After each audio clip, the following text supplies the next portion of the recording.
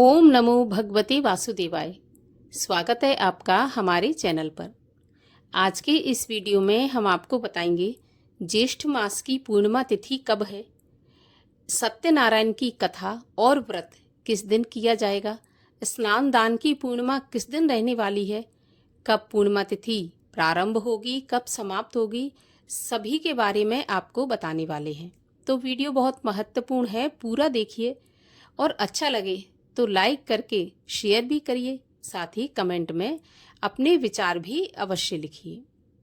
तो चलिए अब हम शुरू करते हैं आज का वीडियो। देखिए, पूर्णिमा तिथि और अमावस्या तिथि हिंदू धर्म की दो महत्वपूर्ण तिथियां हैं। दोनों तिथियों का अपना अपना महत्व है। पूर्णिमा तिथि देवताओं को समर्पित होती है और अमावस्या तिथि पितरों को समर्पित होती है। जिस प्रकार अमावस्या तिथि पर हम पितरों के लिए जप तप यज्ञ हवन करते हैं, उसी प्रकार पूर्णिमा तिथि पर देवताओं के लिए किया जाता है। कहा जाता है कि पूर्णिमा तिथि पर देवताओं के लिए किया गया पुण्य अक्षय होता है और इससे देवताओं को बल प्राप्त होता है, और जब देवताओं को बल प्राप्त होता है तो हमारी मनोकामनाएं भी सभी देवगण पूरी करते हैं।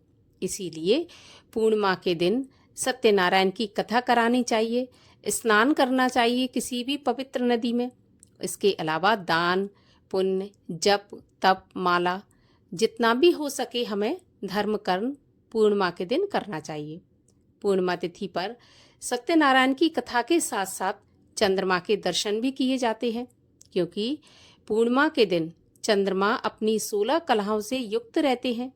और पूर्णिमा तिथि पर जो भी कोई चंद्रमा के दर्शन करता है, चंद्रमा की रोशनी में कम से कम आधे घंटे तक बैठता है, उसके जीवन में अगर चंद्रमा की स्थिति खराब चल रही है, कुंडली में चंद्रमा कमजोर स्थिति में है, तो पूर्णिमा का व्रत करने से, चंद्रमा को अर्घ्य देने से, चंद्र दर्शन करने से और भगवान शिव की पूजा करने से चंद्रमा की स्थिति में सुधार आता है। अगर माता के साथ आपके संबंध अच्छे नहीं है तो आपको ये जानना चाहिए कि आपकी चंद्रमा की स्थिति सही नहीं है।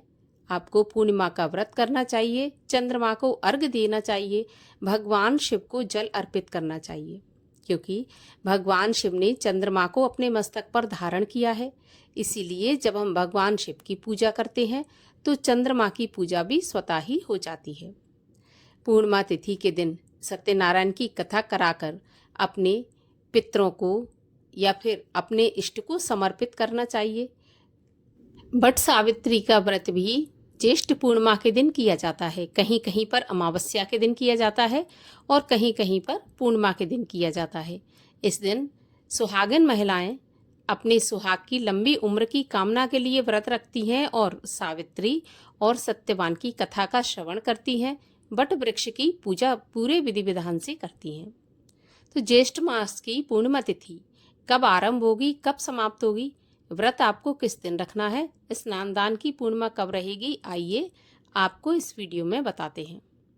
तो देखिए, ज्येष्ठ मास की पूर्णिमा तिथि का प्रारंभ हो जाएगा 10 जून मंगलवार की सुबह 11:36 पर और पूर्णिमा तिथि की समाप्ति होगी 11 जून बुधवार दोपहर में 1:13 पर।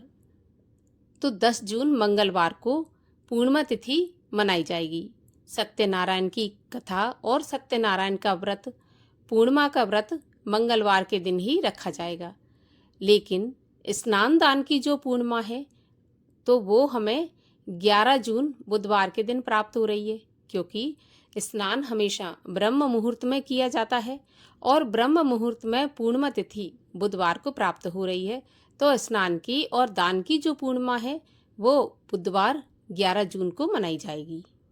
10 जून मंगलवार के दिन चंद्रोदय का समय रहेगा शाम को 6:36 पर और 11 जून बुधवार को चंद्रोदय का समय रहेगा शाम को 7:32 पर। अब चूंकि पूर्णिमा का व्रत करके चंद्रमा को अर्घ्य दिया जाता है, तो पूर्णिमा तिथि में चंद्रमा हमें प्राप्त हो रहा है 10 जून को, तो 10 जून को ही व्रत रखना है, 11 जून को व्रत नहीं रखना है।